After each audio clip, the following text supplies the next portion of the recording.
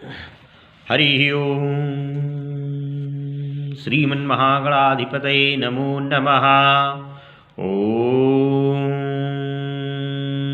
यं ब्रह्मवेदान्तविदो वदन्ति परमं प्रधानं पुरुषं तथान्ये विश्वोद्गते कारणमीश्वरं वा तस्मै नमो विघ्नविनाशनाय। ओम श्रीमन्नारायणे नारायणे नारायणे भजमनि नारायणे नारायणे नारायण राघव नारायणे नारायणे नारायणे माधव नारायणे नारायणे नारायण लक्ष्मी नारायणे नारायणे नारायण श्रीमन् नारायणे नारायणे नारायण। प्रेम से वृंदावन बिहारी लाल की जय। अथ श्री माघ कृष्ण एकादशी व्रत कथायां प्रारभ्यते। ओम दालभ्य उवाच मर्त्यलोके तु सम्प्राप्तः पापं कुर्वन्ति जन्तवः ब्रह्महत्यादिपापैश्च हन्यैश्च विधूयताः परद्रव्यापहर्तारः परव्यसनमोहिताः कथं नो यान्ति नरकान् ब्रह्मस्तद्ब्रूहि तत्त्वतः। ओम। दालभ्य ऋषि बोले कि मनुष्य लोक में आकर लोग ब्रह्महत्यादि अनेक पापों को करते हैं, पराये धन को चुराते हैं, दूसरों को कष्ट देते हैं। ऐसा करने पर भी वे नरक ना जाएं। हे ब्रह्मन, ऐसा उपाय कहिए। हे भगवान, अल्पदान करने से अनायास पाप दूर हो जाए, उसको बताइए। पुलत्स मुनि बोले, हे महाभाग, तुमने बहुत सुंदर प्रश्न किया है, जिसको ब्रह्मा विष्णु और इंद्र आदि देवताओं ने किसी से नहीं कहा है। तुम्हारे पूछने पर उस गुप्त बात को मैं तुमसे कहूँगा। माघ मास के आरंभ में ही शुद्धता से स्नान करके इंद्रियों को वश में करें। काम, क्रोध, घमंड, ईर्षा, लोभ और चुगली, इनसे मन को हटाकर जल से हाथ पैर धोकर भगवान का स्मरण करें। ऐसा गोबर से जो पृथ्वी पर ना गिरा हो, ऐसा गोबर जो पृथ्वी पर ना गिरा हो, उसमें तिल और कपास मिलाकर पिंड बना लें। बिना सोचे उसमें 108 पिंड बनावें। यदि माघ के महीने में पूर्वाषाढ़ व मूल नक्षत्र आ जाए तो उसमें नियम ले लें, या कृष्ण पक्ष की एकादशी को नियम लें। उसका पुण्य फल देने वाला विधान आप मुझसे सुनिए। स्नान करके पवित्र हो, कृष्ण के नामों का कीर्तन करके एकादशी का उपवास करें। रात्र में जागरण करें और गोबर के बने हुए 108 पिंडों से हवन करें। शंख चक्र गदाधारी भगवान का पूजन करें। चंदन कपूर अगर चढ़ावें, बूरा मिला हुआ नैवेद्य चढ़ाकर बारंबार कृष्ण का नाम स्मरण करें। हे विपेंद्र, पेठा, बिजौरा और नारियल आदि से पूजा करें। यदि इन सब का अभाव हो तो सुपारी ही श्रेष्ठ होती है।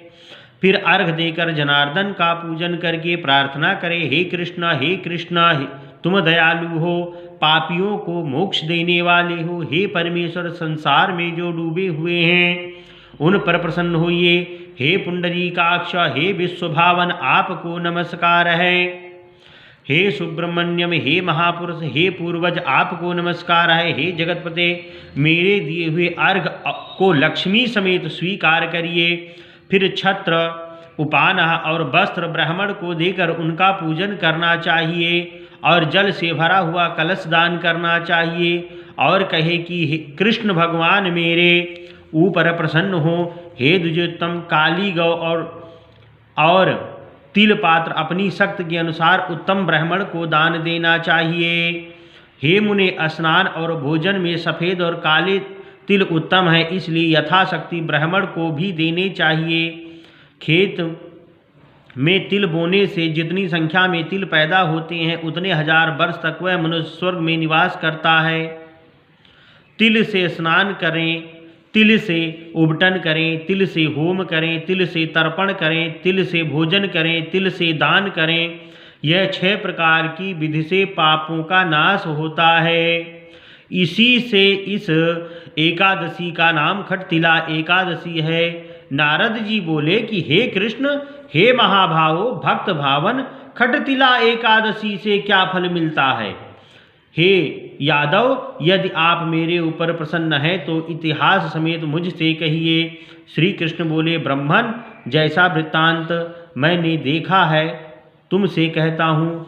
हे नारद, एक ब्राह्मणी मनुष्य लोक में ब्रह्मचर्य का पालन करती हुई देवताओं का पूजन करती थी। वह पूर्णमास व्रत में लगी हुई सदा मेरी भक्त थी। कृष्ण का उपवास करती हुई मेरी पूजा में लगी रहती थी। हे द्विजोत्तम, नित्य व्रत करने से उसका शरीर दुर्बल हो गया। गरीब ब्राह्मण और कुमारी कन्याओं को भक्ति से वह अपना घर तक दान करने लगी और सदा कठिन व्रत करने लगी, जिससे वह बहुत दुर्बल हो गई। हे द्विज, उसने अन्न दान करके ब्राह्मण और देवताओं को तृप्त नहीं किया।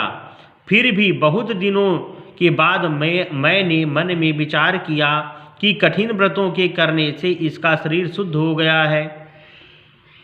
शरीर को सुखाकर इसने स्वर्ग जाने के योग्य अपना देह बना लिया है। उसने अन्न का दान नहीं किया जिससे कि सबकी तृप्ति होती है। हे ब्राह्मण, उसकी जांच करने को मैं मनुष्य लोक में गया। भिक्षुक का रूप धारण करके भिक्षा पात्र ले ब्राह्मणी से भीख मांगने लगा। तब ब्राह्मणी बोली, हे ब्राह्मण, तुम कहाँ से आए हो? मुझसे सत्य कहो। फिर मैंने कहा, हे सुंदरी, भिक्षा दो। तब उसने क्रोध से भरकर मिट्टी का ढेला मेरे भिक्षा पात्र में डाल दिया। हे द्विज, फिर मैं स्वर्ग को चला गया। हे ऋषिवर, महाव्रत करने वाली तपस्विनी भी व्रत के प्रभाव से देह समेत स्वर्ग को पहुंच गई। मिट्टी के पिंड के दान करने से उसको एक सुंदर घर मिला, परंतु उस घर में अन्न और धन नहीं था। हे विप्र, से जो उसने प्रवेश किया तो कहा वहाँ कुछ भी नहीं देखा। हे द्विज, तब घर से निकल कर मेरे पास आई और बहुत कुपित होकर बोली कि सब लोगों को रचने वाले विष्णु भगवान का मैंने बड़े कठिन व्रत, उपवास और पूजन से आराधन किया है, किंतु हे जनार्दन, मेरे घर में अन्न धन कुछ भी नहीं है। तब मैंने उससे कहा कि तू जैसे आई है उसी तरह अपने घर को चली जा। देवताओं की स्त्रियां कौतूहल के बस तुमको देखने आएंगी। तू खटतिला एकादशी का महात्म बिना पूछे दरवाजा मत खोलना। तब ऐसा सुनकर वह मानुषी चली गई। हे नारद, तब उसी समय देवताओं की स्त्रियां उसे देखने आई और कहा कि हमने तुम्हारे दर्शन के लिए आई हैं। हे शुभानने, हम तुमको देखने के लिए आई हैं, तुम दरवाज़ा खोलो। मानुषी बोली, यदि तुम विशेष रूप से देखना चाहती हो तो सत्य कहना। दरवाज़ा खोलने से पहले खटतिला का व्रत, पुण्य और महात्म कहना होगा। वहाँ किसी ने भी नहीं कहा। उनमें से एक ने महात्म सुना दिया और कहा कि हे मानुषी, दरवाज़ा खोलो, तुमको देखना आवश्यक है। उसने दरवाज़ा खोल दिया। उन सब ने मानुषी को देख लिया। हे द्विश्रेष्ठ, वह ना तो देवी, ना गंधर्वी है, ना आसुरी है, ना नागिन है। जैसी स्त्री पहले उन्होंने देखी थी वैसी ही वह भी थी। देवियों के उपदेश से सत्य पर चलने वाली उस मानुषी ने भक्ति मुक्ति को देने वाली खटतिला का व्रत कर लिया। तब वह मानुषी क्षण भर में रूपवती कांति युक्त हो गई और उसके यहाँ धन धान्य वस्त्र सुवर्ण चांदी ये सब उत्पन्न हो गया। खटतिला के प्रभाव से सब घर में धन धान्य से परिपूर्ण हो गया। लोभ के वश होकर बहुत तृष्णा नहीं करनी चाहिए।